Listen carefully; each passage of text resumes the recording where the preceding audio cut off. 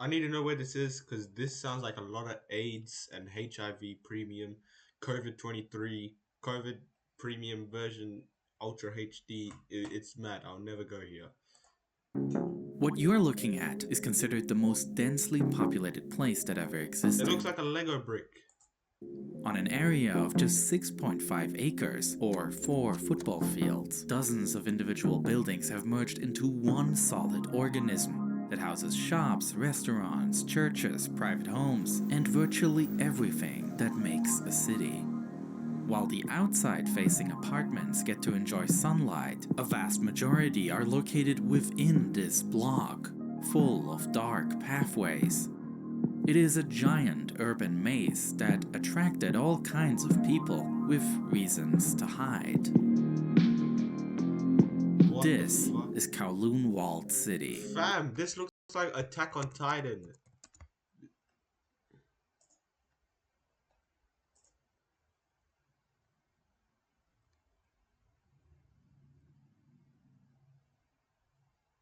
I was demolished in 1983. What did it look like?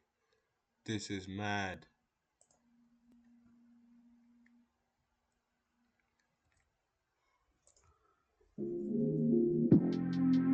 To understand just how incredibly closely packed people lived here, let's compare this city with other places. Take the East Village in New York City, located in Lower Manhattan. There's a small park in the center, but other than that, it is a pretty dense neighborhood with historic row houses and more recent large apartment buildings. Based on the 2010 US Census, just over 44,000 people live here. That results in a population density significantly higher than for all of New York City, and New York is the most densely populated city in the United States. By all means, this is a dense place. But let's compare it to Kowloon Walled City. In 1987, a survey estimated that 33,000 people live here. Nah, The bro, I know so many people were hiding. This. density is simply astounding. Wait, what? 3,000 people live here. The density is simply astounding. Oh And in man, fucking hell. I know there's so many people in hiding as well. You just couldn't see them because it's so fucking dark.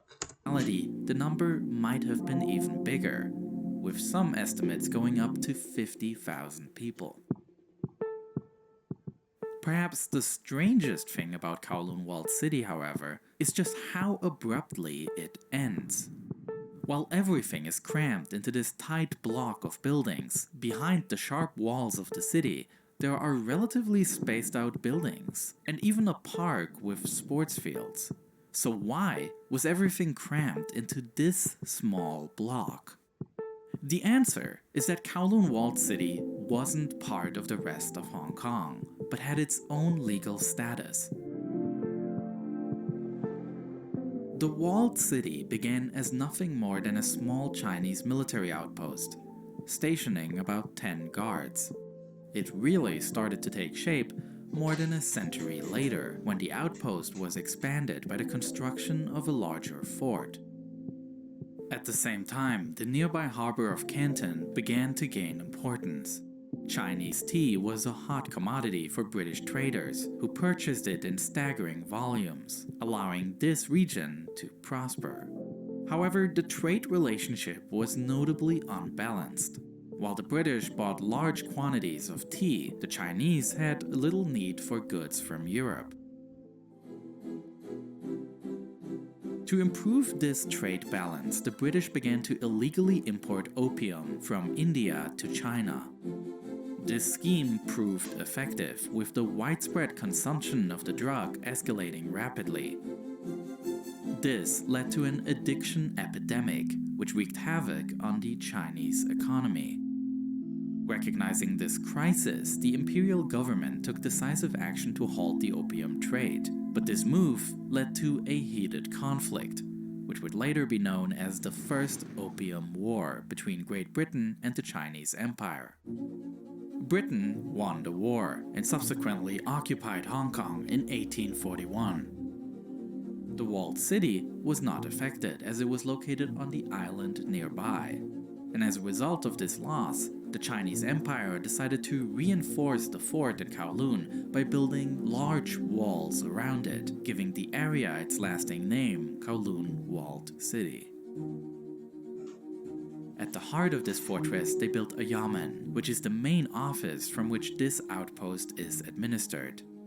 The tensions between China and Britain continued on, ultimately leading to the Second Opium War in 1860.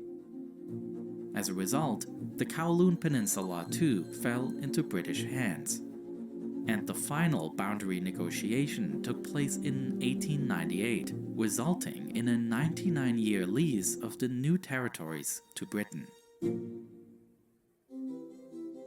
This is, in short, the story of how Hong Kong became a British colony as it is commonly known. But what is often overlooked is that the convention included one specific exception: the Kowloon Walled City, which is located inside the new territories, a Chinese enclave in the middle of British Hong Kong. As time moved on, both the Chinese and the British administrations showed a lack of interest in the walled city, leaving it to its own fate. The desolate barracks soon became makeshift homes for squatters seeking refuge. And recognizing the need for community structures, a Protestant church seized the opportunity to establish a senior home within the historic yamen. But the peaceful existence of this enclave was shattered in 1937, when war erupted between Japan and China. The full-scale invasion initiated by Japan emerged as the central conflict in the Pacific throughout World War II, and by 1942, Japan had taken control of vast swaths of northern China, as well as holding various coastal exclaves, one of them being Hong Kong, which they utilized as a strategic military base. The Japanese expanded the local Kai-Tak airport, and to do so they needed building materials. Therefore, they tore down the walls of Kowloon Walled City, which was located right near the airport. The end of the Second World War saw Hong Kong revert to British control. Simultaneously, the newly founded People's Republic of China in 1949 reasserted its right over the Kowloon Walled City. Practically, however, neither the Chinese nor the British took control of this area. And with a massive wave of refugees in the wake of the Chinese Civil War, the need for cheap living space in Hong Kong was immense. And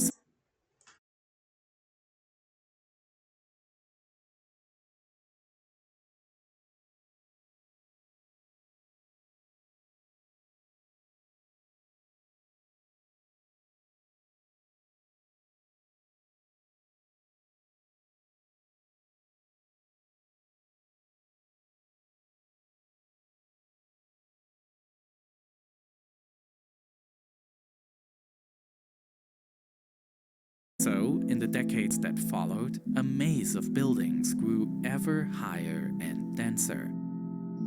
Single houses became multi-story buildings, became 14-story skyscrapers.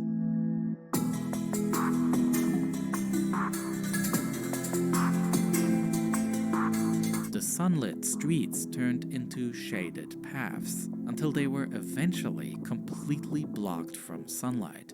Within the confines of the walled city, the laws of Hong Kong were not enforced. Any construction within the city proceeded without adhering to any building codes, with one singular exception. Due to the city's close proximity to Kai-Tak Airport, a strict height limit of 14 stories was enforced.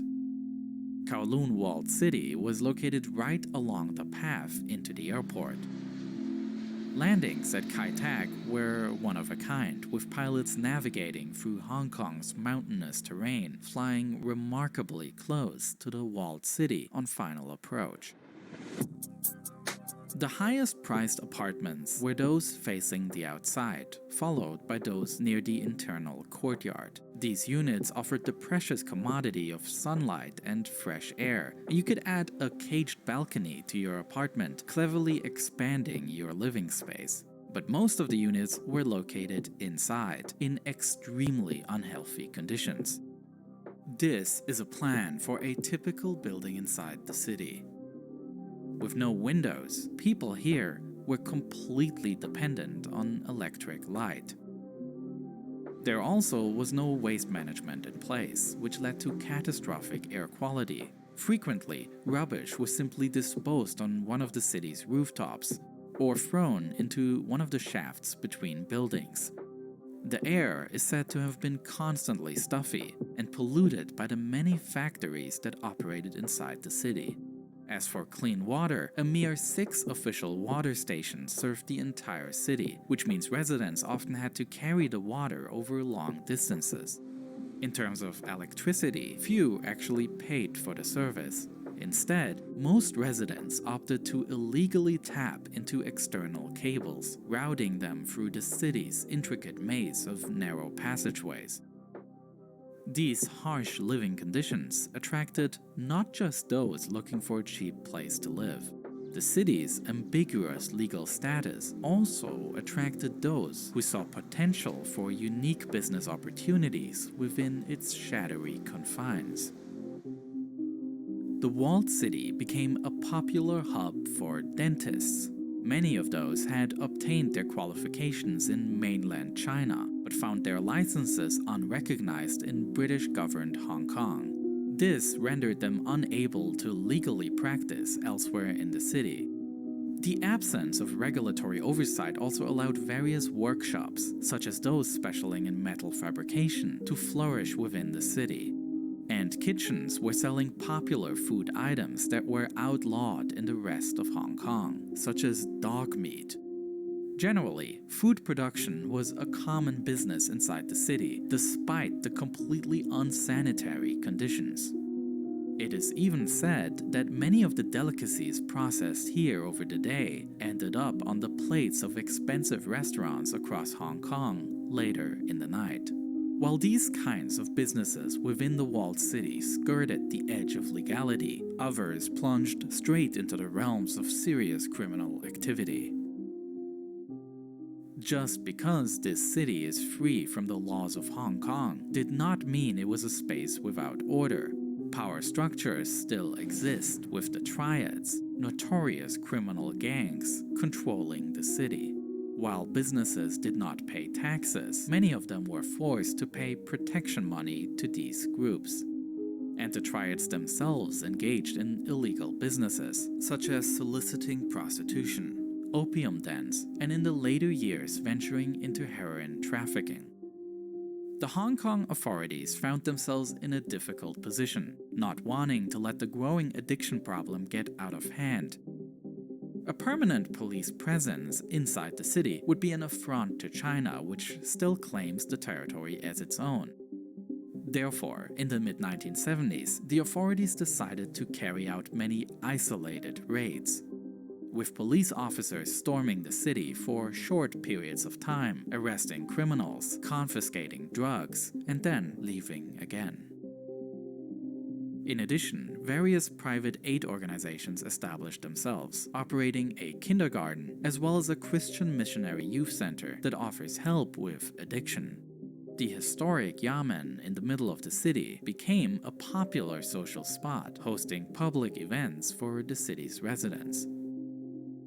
Even though the situation in the city improved in parts, it was again geopolitical reasons that ultimately ushered in the final chapter of the city. Its legal status was a result of the 99-year lease of the surrounding new territories, and it is precisely that countdown that was coming to an end. In 1984, after years of negotiations, Great Britain and China agreed on a handover of all of Hong Kong back to China. This handover was scheduled to take place in 1997, but the breakthrough in negotiations also cleared up the dispute regarding Kowloon Walled City. Despite massive resistance from the city's residents, the two governments jointly decided that the social situation, the risk of fire breaking out, as well as the fear of any of the buildings collapsing, would justify the complete evacuation and demolition of the city. With the start of the demolition in 1993, Kowloon Walled City came to an end. But as the city fades into memory, two diametrically opposed ideas of its existence emerge. The dystopian image of the city inspired a large number of fictional depictions in film and art, often showcasing Kowloon Walled City as a futuristic hotbed of crime and corruption. As such, the city inspired tons of dystopian fantasies. However, what gets lost here is that this city was also a vibrant, tightly knit community. As chaotic as the city may appear from the outside, there was actually a lot of order. And the notion of complete chaos is simply wrong. You could send a letter to someone living inside the city, and despite the apparent chaos, it would get delivered just fine. People came here with nothing. They then raised children, established businesses, and then had to self-organize those aspects of city life that the lack of government had left out. To many, Kowloon Walled City is a symbol of Hong Kong, showing that hardworking people were able to create community even despite harsh conditions.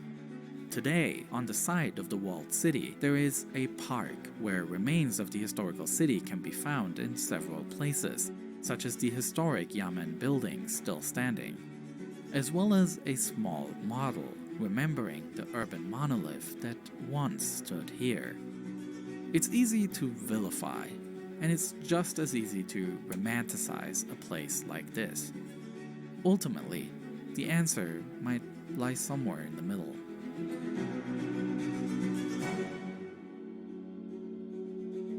The story of Kowloon Walled City is one I've been meaning to tell for a long time. Also just so much to learn at the same time. He says this about every single one.